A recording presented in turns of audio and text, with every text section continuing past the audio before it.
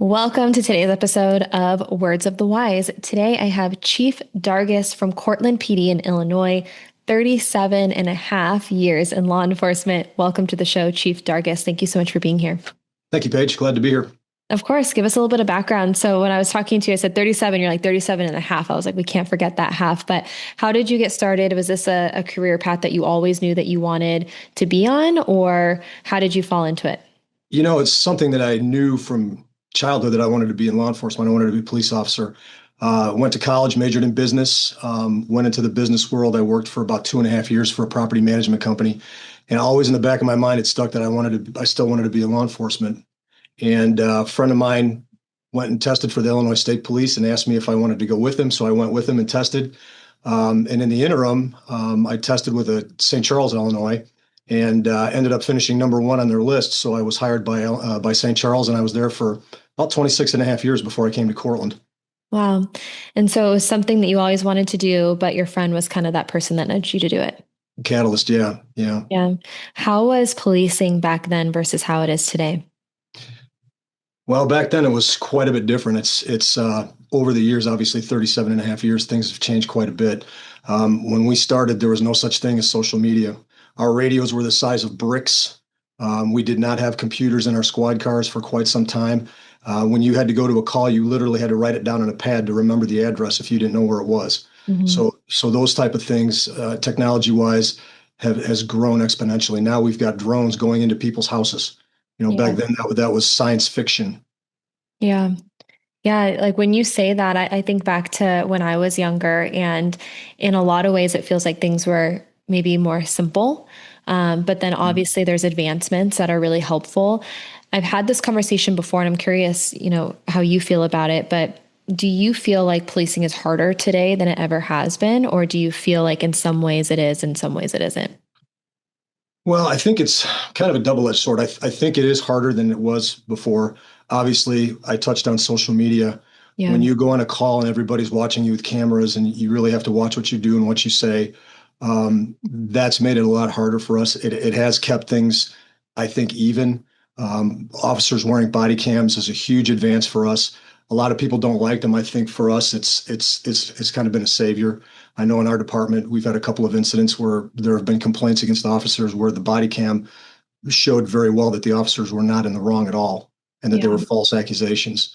So again, it's a double-edged sword, and especially from my world as a chief. We have to rely on the body cam. We have to rely on the officers to do the right job, do the right thing, and that's how we go. Yeah.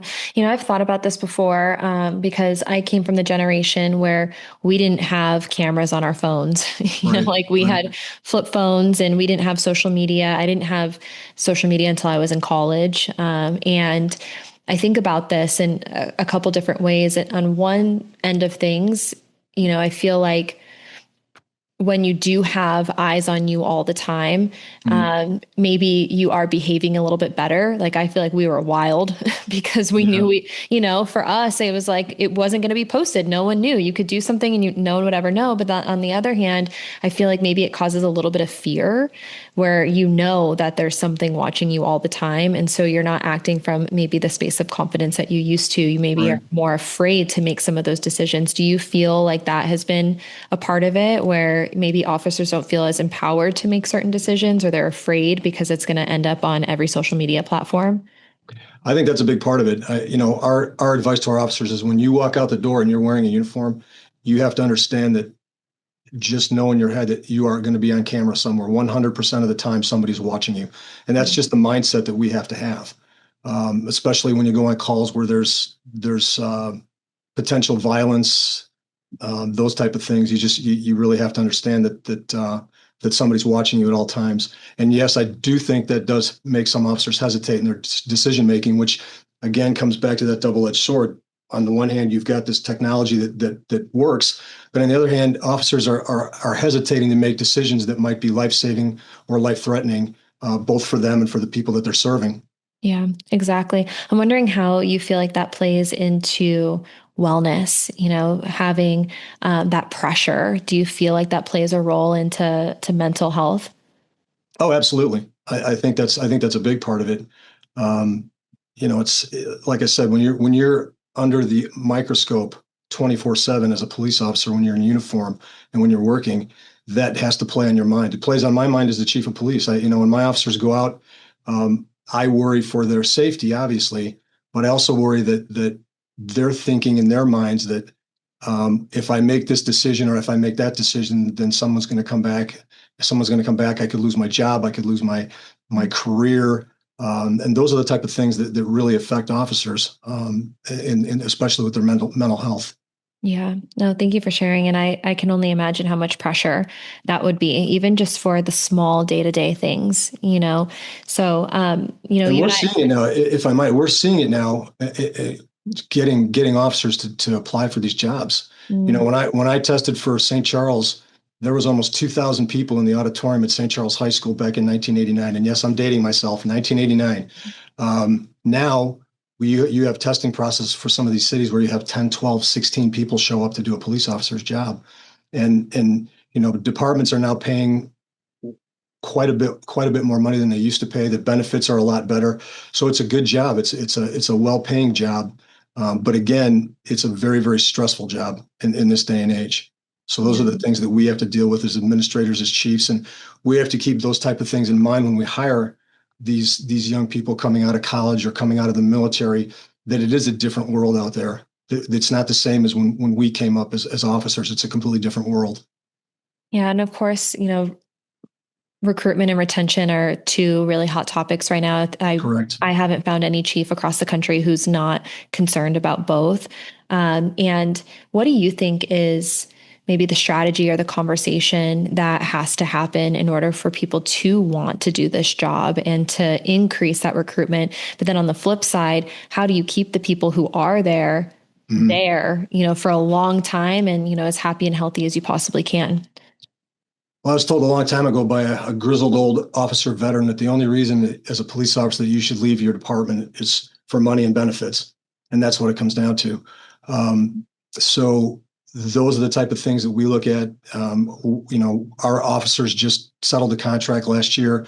Over 5 years, we worked very hard with the mayor and the council here, and our finance department to get our officers the best deal that we could get them. And I'm proud to say that over the next 5 years, our officers are going to be making over 20. Their contract is about 29% in raises.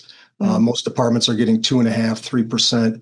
Over 5 years, we were able to get our officers up to over 29%. So they're back up. We're more competitive now in the arena, so we can attract officers and retain our officers in that regard. Yeah. Wow. 29% is a lot. It is. It is. I want a 29% raise. How do I get Yeah, it? exactly. Exactly. But it's not like it's undeserved. The Right. officers work hard.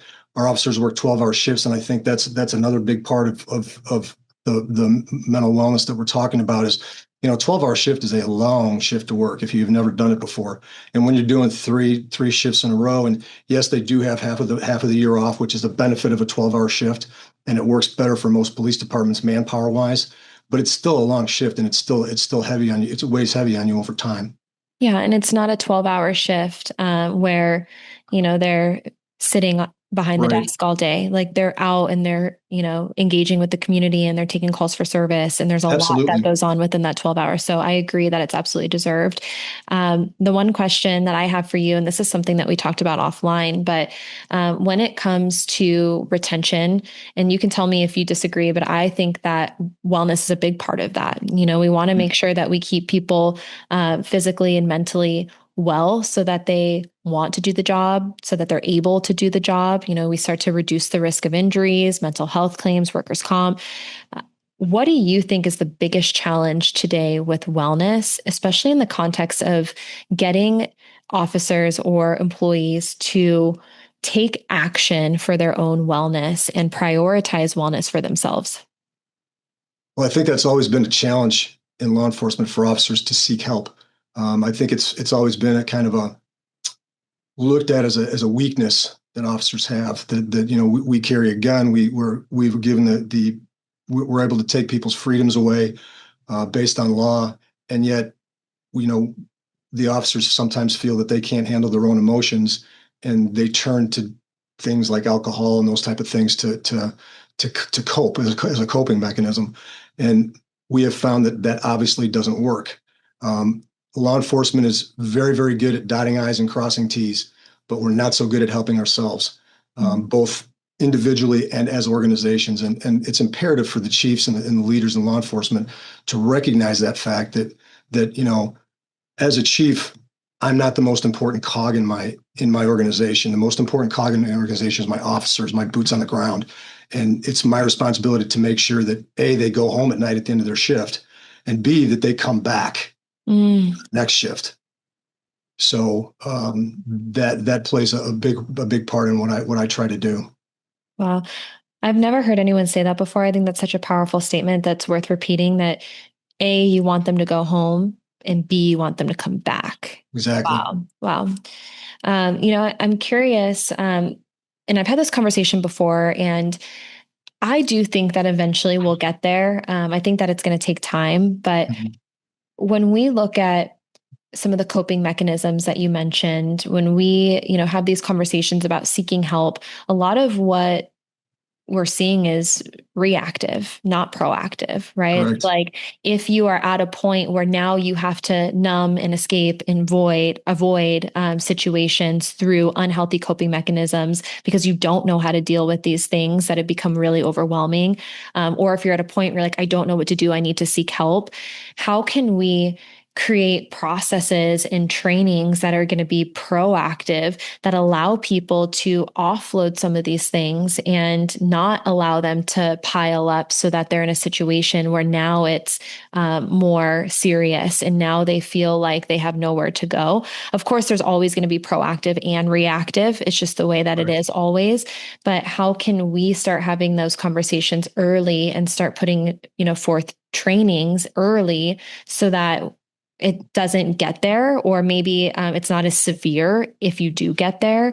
And my question for you is, do you feel like wellness will be just a normal part of training one day and it's not like separated, it's just a part of what you guys do on a day to day?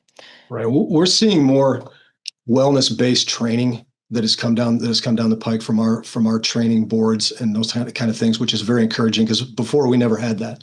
It was you had to figure out for yourself what made you tick and what made you feel better about yourself, or that kind of thing. So we're starting to see more and more of that. But I think in the future, I think that officer wellness has to start from day one, and that has to be part of an orientation process for the new officers when they come in. And even before they get to that orientation process, when they're hired and they start working those things, they have to know, what potentially they could be getting themselves into. And I've seen young officers come through that have made it through their FTO programs, and at some point within the first year, they just decide that law enforcement is not for them. And good on them, because they realize that wow, this is not for me, and I'm just not going to be able to handle this type of job. And yet, I still need a job, so I'm going to hang on and do this job. And then they become more affected by what they're seeing and what they're doing. So if somebody has that self-control to recognize that within themselves, I find that a very brave thing for them to do. But as far as moving forward in law enforcement, I think that officer wellness has to be a priority. If not the number one priority, it's got to be top 2 or 3. Yeah, 100%. I work for a lot of agencies who are starting to integrate wellness into pre-academy. So starting them as early as they possibly can. I know that some agencies are doing like almost like discovery programs with high schoolers and like bringing in wellness components to that. So I know that it's a part of, I think, boots on the ground effort to start the conversation as early as possible. Of course, academy is important. And then once they graduate to go in service, having those same conversations and having it be consistent across the board. I think that there's a couple things that I see, and you mentioned this before about, officers not always taking care of themselves. But the interesting thing that I'm seeing is that it seems to me like there's an openness and awareness when it comes to the younger generation. This isn't something that's super foreign, especially when they're new in their career. They're excited. They want to learn. They want to absorb everything. I had a pre-academy class this last week, and I had people asking me tons of questions, like, how often do I do this? When do I do it? Where do I do it? How do I do it? And so they're eager to learn and absorb it. But then there's some transition that happens, along the way where kind of that excitement goes away. And I also think that when you're younger, you don't always necessarily feel like you need it because you feel invincible, right? You don't have Right. the back pain yet. You haven't had any like mental health crisis yet. And so you're like, I'm young, I'm good. And to a certain extent, yeah, you are young, you are good now. How do we keep you there? Right. And we know the stressors of the job. We know the trauma that comes with the job. We know the physical aches and pains and injuries that come with the job.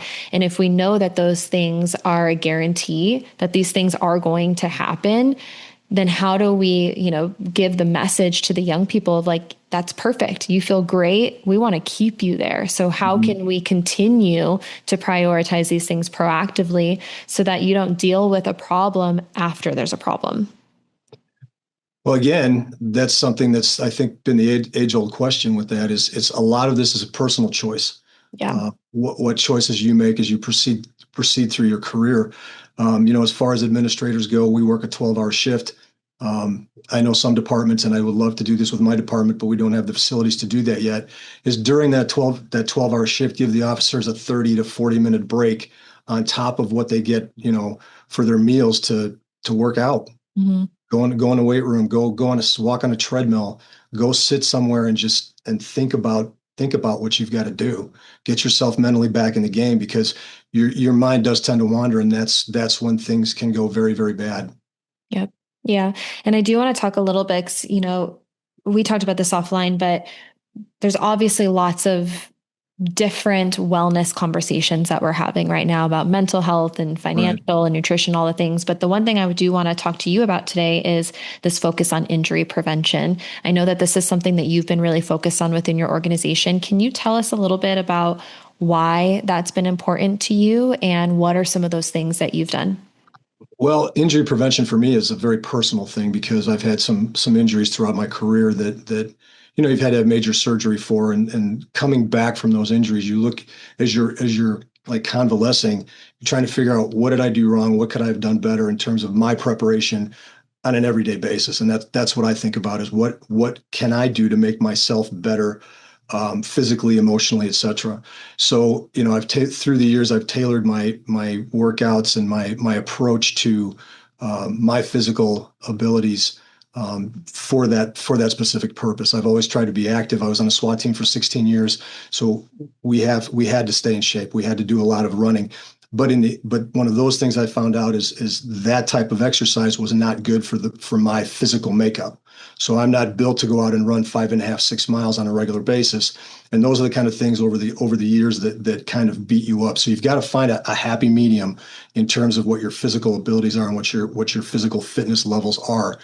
And obviously, this job, you have to maintain a level of physical fitness. So again, like I said, in working a 12-hour shift, I think that officers should be allowed to work out at some point, a couple times a week during their shift. Um, so general physical preparedness is something that I think that officers should concentrate on more so than going out and becoming a power lifter, which again is something that I did. And I came to a point in my life where I decided I didn't really need to bench press a house anymore, but I needed to be able to get out of my squad car and walk 100 yards, without hurting something.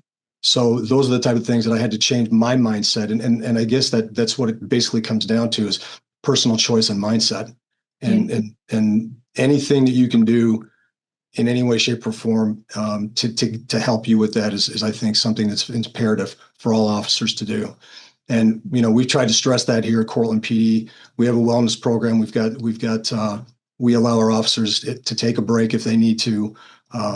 And I recognize again that a 12-hour shift is a long shift, and sometimes life interrupts and you don't get the rest that you need from your previous shift. And if you come in and it's 3 o'clock in the morning and the radio's not squawking in your ear, come to the PD and sit down. Just sit down and close your eyes for 5 minutes and get back online, so to speak. Yeah. Yeah. I've talked about this before, but physical fitness obviously super important. As you get older, having muscle extremely important for longevity. Mhm. I know I've had my grandma fell one day, broke her hip and she was gone like within a month, Yeah. So we have to have physical fitness, preparedness, and muscle, very important. But then we also have to have mobility. And Right. like you said, becoming a power lifter, bench pressing a house, that was funny actually. I see a lot of really fit guys and girls who will come in and they're like, yeah, I'm really fit, but they can't move. And to your point, Exactly. can you get out of your squad car and can you sprint, or are you going to pull a hamstring? Exactly. Like, can you do the functions of your career without injuring yourself? And I always tell people, I know it's so silly and kind of funny, but I think people can get on board with this. I always say, if you don't bend, you break. And we look at the top areas of injury in law enforcement. Everything's public knowledge. So top areas are going to be musculoskeletal, which are going to be shoulders, backs, knees, hamstrings, right? So we know that those are the most common areas. And by far, the most common reason for injuries is lack of mobility and stability Yep. by far. And so while a lot of agencies are really focusing on the workout part of it, which I think is great, having, if you have the facilities to do that, or if you have partnerships with a local gym to really emphasize the physical fitness, I think is great. But I think there's a component that's missing that is going to help with that injury prevention, which is the mobility and stability piece of Right. it. And again, like I said before, it's a personal choice. So what you do in your off time is to prepare yourself for your job Mhm. is a huge responsibility. I mean, a big thing now is jujitsu. I see a lot of police Yep. officers getting into mat sports and getting into jujitsu, and that's phenomenal. I mean, in terms of mobility, yoga. I actually started doing yoga after my first hip injuries, and it helped considerably. I stopped lifting heavy weights. I started doing a lot of body weight stuff. I started rucking with a heavy vest. Those kind of things just helped quite a bit in terms of my mobility. And now as I get older and as I'm preparing for retirement in the near future, those are the things that I have to be. I have to be mobile. Like I said, I don't need to bench press a house anymore, but I need to be able to walk up a hill or do things so I can, play with my grandkids when I have grandkids, and I have one now. So those are the type of things that we need to stress in law enforcement. I mean, it's nice to be able to go to a gym and lift weights, but I would just as soon see an officer be able to run, like you said, sprint from a squad car, then get out of the squad car and pull a hamstring or sprain their ankle doing something. Yeah. So, Yeah, and I appreciate that you related it to specific job requirements of like, hey, like we have to be able to do these things. I right. had a conversation. I know that there are some states that are doing this. I think Ohio is one of the biggest states right now that they took a look at their annual physical fitness test, and they totally are revamping it because they're like, hey, there's never going to be a time where we have to run a mile and a half, probably, but we do have to sprint, Right. short distances. And they have completely revamped it to where it's more specific to what you would see on a day to day. Right. So I think it's jumping over a fence, like dragging, pulling, Right. sprinting. So I think a lot of people are starting to look at it and say, okay, well, what are the requirements of this career? What do we have to be able to do physically? And if you look at professional athletes, I've done a deep dive into this, and I always say a couple of them, and one of them is really controversial, but no one's argued me on this point that Tom Brady is one of the GOATs of all time, right? And like him or hate him, not relevant. But as far as, starting quarterbacks, one of the oldest, if not the oldest starting quarterback in NFL history, the most Super Bowls, and he focuses not on, heavy workouts in the gym with Right. weights. It's all going to be pliability, stability, body weight, banded type exercises, Absolutely. because same with him, like he doesn't need to be able to do that, but he does have to be able to throw the ball. He has to be able to run. Like there are things that he has to be able to do, Right. for his career. And so I like that you said that, like, hey, how can we kind of dissect it a little bit? And then how can we start training for that? Right. And the physicality of law enforcement is an everyday thing. We have to be able to defend ourselves. We have to be able to protect people. And there are times where we have to go hands on with people. And if you're not ready to both mentally and physically prepared for that, you're going to get hurt or Yeah. worse. Yeah. And that's a real thing Yeah. in our Yeah. world. Yeah, the stakes are high. Yeah. Well, I appreciate your focus on injury prevention. I think that it's not something that's often focused on. So for you to bring it up and say, hey, how can we make sure we're reducing the risk of injury and focusing on retention, I think is great. The other thing that you said to me was that you have a 10-minute rule. What is the 10-minute rule? Well, for me, it's for a long time, law enforcement, when you're wearing a uniform, just walking into somebody's house and you're wearing a 30-pound vest full of equipment and you've got a gun on, that is a show of force. And people are scared when they see, a lot of times people are scared when they see the police. Well, for me, I like to be able to have my officers get to know the people that we serve, and vice versa. I want the people to know our officers.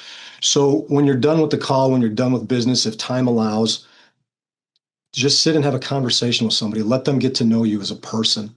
Let you know them as a person, as somebody that they serve. So my thing is take 5, 10 minutes and just have a conversation, and when you're done, you're done. You walk away and it's all good. I think one of the things that we've lost along the way here, and I think we're trying to find is a true sense of kindness. I think we've lost human kindness in many ways. And I think that stopping a police officer, stopping and showing somebody that they actually care about them as a person and recognize them as a person, just as opposed to going on a call and I have to go to this place again. I think that goes a long way in showing the public that we're not just robots and we're not just somebody in a uniform who is, stressing violence or anything else. We actually care about what's going on with them, which is why we do this job. I think this job is service related. It has to be from day one, and anything else kind of falls behind that. And I would imagine, and you kind of said this just now about the reason why you do the job. I would imagine that by the officers having those positive interactions, it brings them into a space of presence and positivity too, especially if you're having a day that's stressful and Sure. like seeing things that aren't great or having interactions that maybe aren't positive. For you to have the opportunity to have positive interactions with people counters that. And I would imagine that it brings you back to your purpose and why you do the things that you do. Because it can be hard if all you see every day is stressful, negative, and you don't have anyone telling you good job or smiling or saying hi, or you don't have the opportunity to do that with other people. And so I would imagine that that plays into wellness as well. Well, we're building relationships, and my two primary jobs by design as chief of police are risk management and relationship building. Mhm. And as an officer, that's part of our responsibility is building relationships with the people that we serve, with our community. And I think that we've done a good job with that here at Court. I'm very proud of our officers that do that, and we have a pretty good relationship with the people here in town. Yeah, I love So, it. Yeah. My last question for you before we kind of close for the day, you are closer to retirement mhm. than maybe the beginning of your career. What is your definition of a successful retirement? Well, that's a great question. Um, Throughout your career, I think that you need to prepare for the inevitable, and that is leaving this job one way or the other. I like to think that you're going to leave voluntarily and under your own terms. And that's kind of what I've been doing over the last years is kind of preparing myself for that eventuality. And I think a successful retirement is when you can look back on your career and you can be proud that you feel that you've made a difference in Mm. people's lives, whether it's your officers or whether it's somebody on the street that you've had to deal with. But I think that if you can look back and say, I did a good job, and now I can go and enjoy my retirement. I think that's very important. Yeah.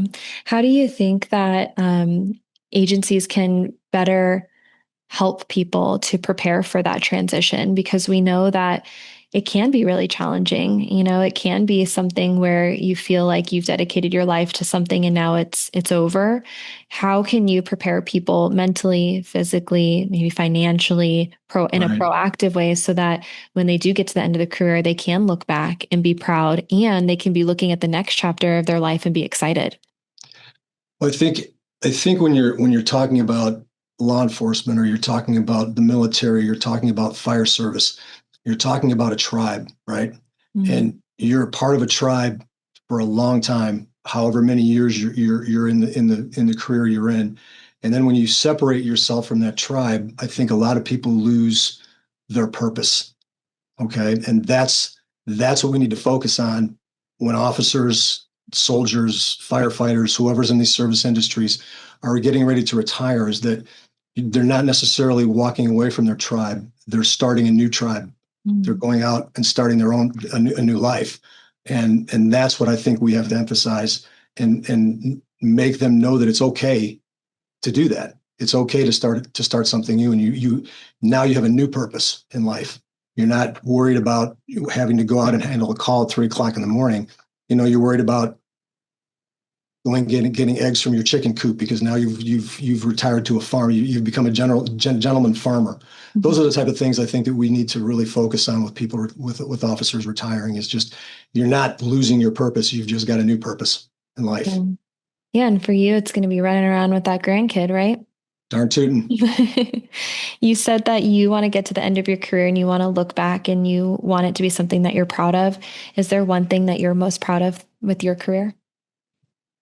Well, there's quite a few things that I'm proud of in my career, but I think the biggest thing is that I've tried to lead by example. I've learned a lot of things from a lot of leaders on how to do things well, and I've also learned things from leaders on how to not do some things well. And I hope that I've taken the things that I've learned to do well, and I've been able to make our officers aware of that, and just to be a good cop. That's kind of what I want to look back on and say, I think I was a good cop. Yeah, I love it. For that younger generation who are coming into this profession today, we talked about this earlier, there's not a line out the door. And so the people who are choosing to do this career today, who will inevitably be, tomorrow's leaders, what words of wisdom would you share with them that you want to pass on to them, or something that you wish you would have known when you were younger? I'm going to touch back on, you talked about Tom Brady in the NFL, and I'm going to touch back. I read a quote by an NFL coach that I thought was very applicable to young police officers. And that quote is, what are the habits are you doing today that are going to prepare for your dreams tomorrow? So when I started, and I'm going to attribute that to Coach Sean McVay. He's the one that said that. But when I started in law enforcement, I had specific goals when I got in this job. Okay, I wanted to get hired, and I thought, all right, I want to be a detective. So I worked the habits that I had formulated, that I formed. I worked to become a detective. Then I wanted to be a SWAT officer, and I did that kind of thing. Then I wanted to be promoted to sergeant. So those are the habits that you need to get into to formulate, if to have a goal, to have your plan for your career. Have a plan. Get into law enforcement. If you want to be a patrol officer for your entire career, good on you. That's great. But if you want to do something along the lines of becoming a canine officer or becoming any other specialty position, you have to form habits in your career that are going to lead you to that dream one day of achieving those goals. So that's what I would say is, what habits are you doing now that are going to prepare for you for the dream that you have later? I love it. Those are great words of advice. Thank you so much for coming on here today and speaking with me. I really appreciate it. Take care.